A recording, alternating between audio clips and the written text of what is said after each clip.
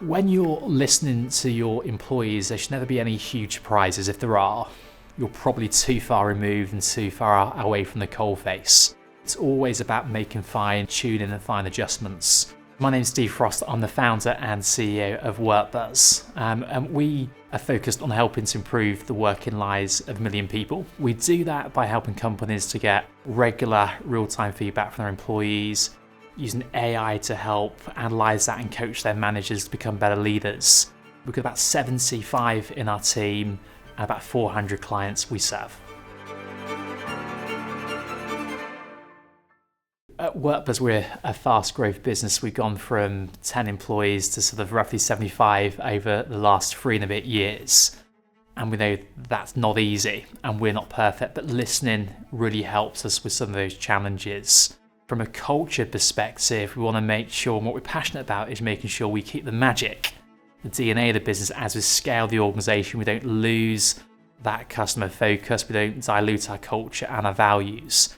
So listening really helps us keep honest. It helps us to understand the extent to which employees that we call WorkBuzzers understands our values, our mission, our vision, and any course corrections we need to make.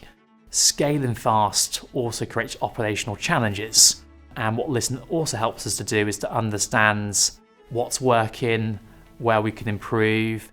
It helps me connect as CEO to our frontline team members to really understand operationally what's working and what we can do better. And then with that data, to better prioritise and track improvements over time. In my experience, employee feedback really helps to cement and improve a great company culture. Employees want to have a voice.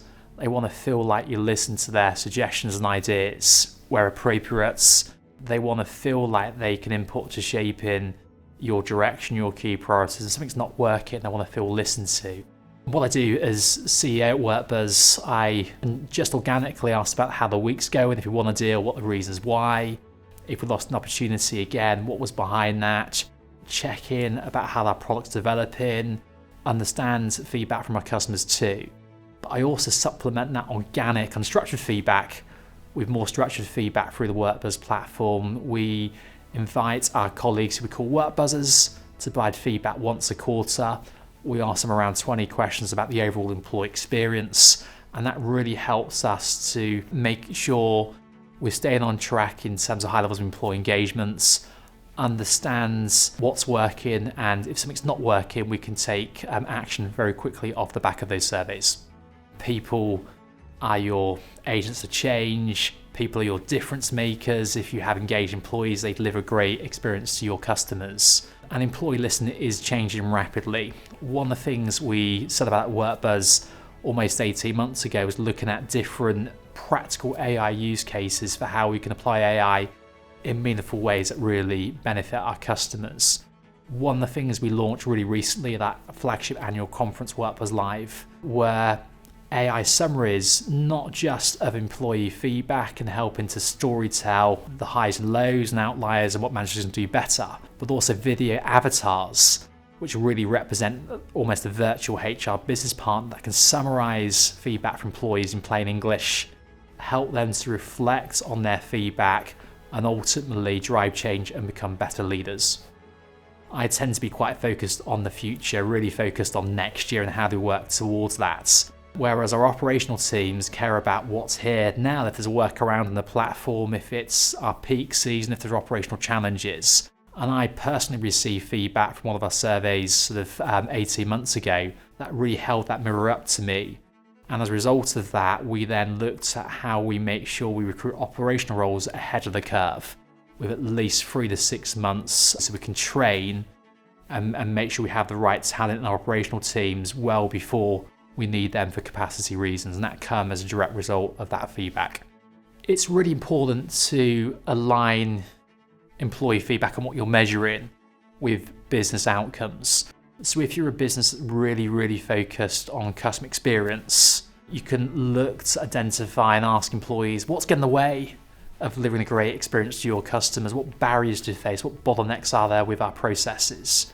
If you're looking to improve employee retention, there's a really strong correlation that engaged employees stay longer and do their best work. look at the reasons why people choose to stay. Do they choose to stay because of their benefits and maybe some more transactional pieces? Or do they really stay because of your mission, are excited about what you're looking to achieve and feel that sense of purpose? Do they stay because of relationships with their colleagues and their development, relationship with their line manager, so less transactional areas? On the flip side, you can use platforms like WorkBuzz to really understand what percentage of your workforce is looking to leave, and what pockets that is, and what underlying reasons they may be looking to leave, so you can act before your best talent walks out the door. Across our bank of 400 clients, we often look at how improving employee engagement correlates and sometimes drives improving business outcomes. And we can see across our clients in sectors like care, where there's high turnover historically, those locations with the highest levels of engagement also have the lowest levels of staff turnover.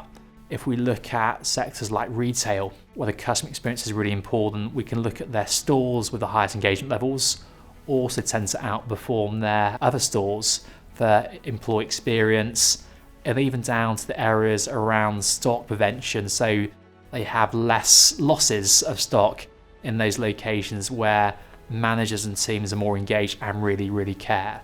So there's a really strong link between improving engagement and those business outcomes. But the crux is really thinking about what's important for your organization. If you're a fast growth organization like WorkBuzz, what's really important for us is attracting and retaining great talent, almost a punch above our weight for our size because of the culture. So for us, we really obsess about our culture because we realize if we can create a great place to work, a great culture, people can be themselves, can do their best work, are talking in 20 years' time about WorkBuzz being the highlight of their career, where they worked the hardest, were challenged the most, but grew the most and had the most impactful work they've done.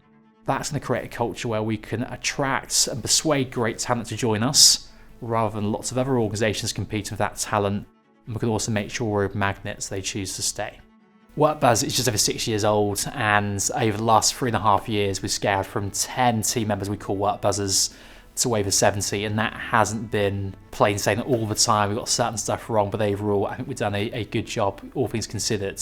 One of the things we really focus on is creating different versions of our own company. So almost every year, we launch a new version of WorkBuzz. We're currently on WorkBuzz 5.0. And with the team, we transparently share this is where the business currently is, and this is the future state. So we're able to articulate how we're looking to evolve, and that may be going from a UK-centered business to having a focus on North America too. It could be how our products develop and how it's going to change over time, and we distill that into a one-page business plan summary for all of the team. We keep bringing back changes to that rationale, but equally, if we need to deviate from that plan, we communicate to the team the reasons why. And I think if people understand the reasons why you're having to flex and change, they're much more likely to support that. One of the themes for us culturally over the last 18 months has really been trying to change and shift the culture from a family feel to more of a professional sports team. We've been talking to the team much more openly. If you take a football team or a soccer team, you may have a bad day or a bad game, but if you have a bad season, we need to make changes. And change is part of that growing journey. A business changes, you need to change talent. You want to bring forward people doing growth roles, but sometimes you may need to bring in brand new talent outside as well. And trying to make sure you have that high performance culture. And if someone's not living by your values, if someone's a brilliant jerk, making sure they can't stay. I think when you really try to embed a culture of continuous learning and employee feedback, you may have some employees that are skeptical to begin with. They may have worked at an organization that has rolled out an employee survey as a tick box exercise. I haven't really listened to that unstructured feedback as well. So it's really important you practice what you preach. It's really important you give employees reasons to believe and overcome any legacy cynicism they've had at other workplaces. And at WorkBuzz, we're not perfect, but we try to make sure we get that right as much as we can. With our quarterly surveys, which you use WorkBuzz for, within a couple of days, we share with the team key headlines, thanking X% of the team for taking part, sharing the key headlines and trending from before. And we make sure we follow through. We make sure that's not just owned by our executive team, We also have a committee, and it's their language, not mine, called the Ministry of Magic. So look at how do we keep the magic of WorkBuzz, how do we keep the DNA as we scale. We didn't want to lose that focus on our clients. We didn't want to lose that collegial partnership atmosphere internally. So our Ministry of Magic really helps us to digest that feedback, to have ownership from our employees too, and to hold me and our exec team accountable for making sure we remain focused on our culture, focused on our DNA as we scale. And then what we do throughout the year, we remind the team of the changes we made as a direct result of their feedback. And these are sometimes big, sometimes they're small. So I think just last week, we replaced some of the kitchen equipment. So we moved from a small fridge to a big fridge because we got feedback we've grown and there's not enough room in there, little stuff like that. But we've also made bigger changes in terms of how we communicate with the team, how we break down silos, but making employees feel heard, reinforcing they have a voice, and we'll listen. We won't always do what employees request, but if we can't do something, we'll explain the reasons why. And that's made a big difference for building trust with our workforce and creating a high performance culture where the vast majority of the team are proud to be a WorkBuzzer and want to stay here and do their best work. Whenever you listen to your employees, you'll get a spectrum of ideas, suggestions and feedback.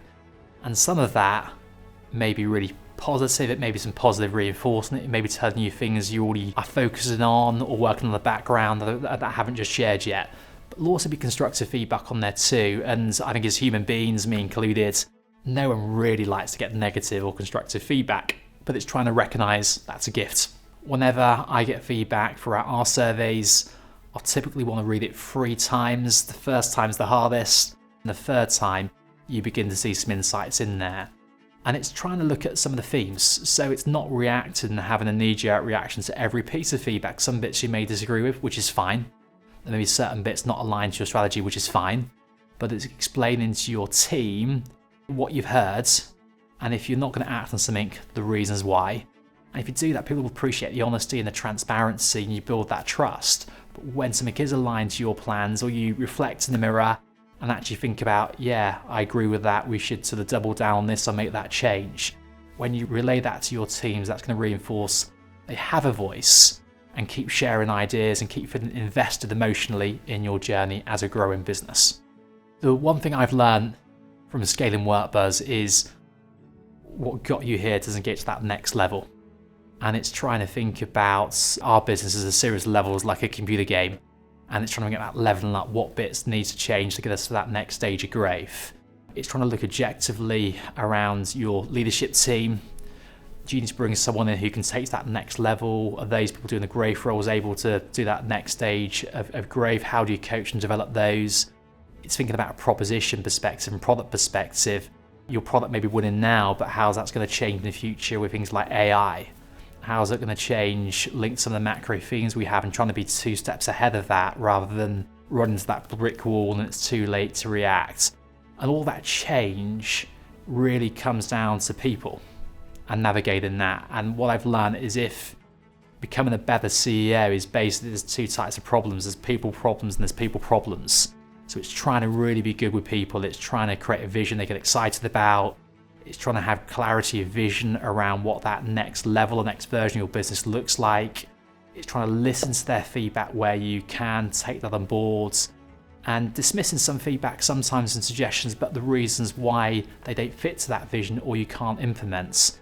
And I think if you do that, you're a long way for building a business that isn't just growing today, but is growing tomorrow.